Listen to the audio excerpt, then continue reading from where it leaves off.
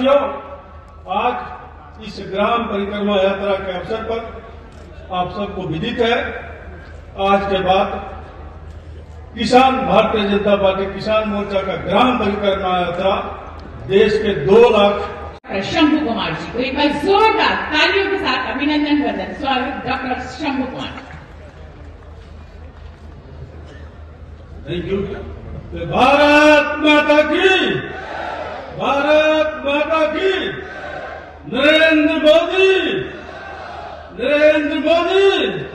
प्राकृतिक खेती को बढ़ावा देना, किसानों की आय को कई गुना बढ़ाने के लिए मोटे अनाज की खेती को भी प्रोत्साहित करना, जिसे आज प्रधानमंत्री जी ने सुपर फूड कहा है, और ग्रामीण खेल और फिटनेस को भी बढ़ावा देने के साथ ही आर्थिक रूप से जो वंचित हैं उन्हें भी मदद देने के लिए सरकार के स्तर पर विभिन्न प्रकार की योजनाओं को आगे बढ़ाने का कार्य करना। इन 9 संकल्पों पर आधारित ग्राम परिक्रमा यात्रा किसान मोर्चा के हमारे कार्यकर्ता गांव-गांव जाएंगे और गांव-गांव जाकर के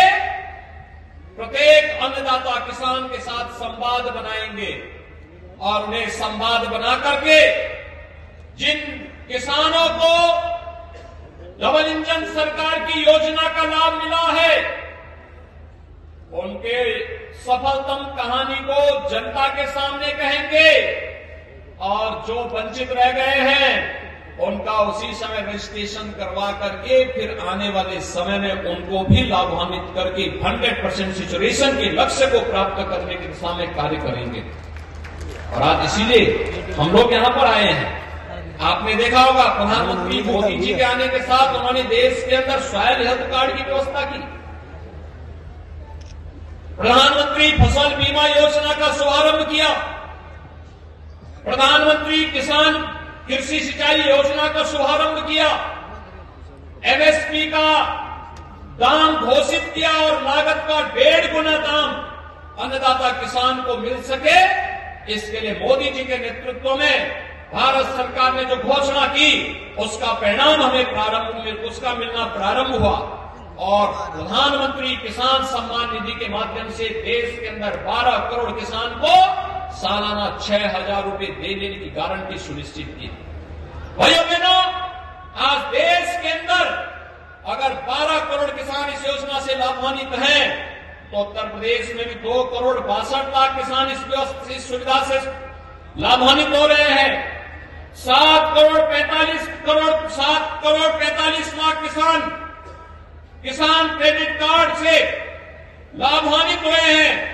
तो जिसके माध्यम से पशुपालन और मत्स्य पालन में भी किसानों को इस योजना से शामिल करने का कार्य हुआ है। और मुझे बताते हुए प्रसन्नता है कि संस्थागत ऋण इसके माध्यम से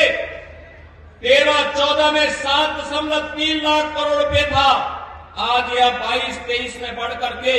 3 गुने से अधिक 21.55 लाख करोड़ रुपए कर दिया गया है। प्रधानमंत्री फसल बीमा योजना में भी अब तक देश में 48 करोड़ किसानों को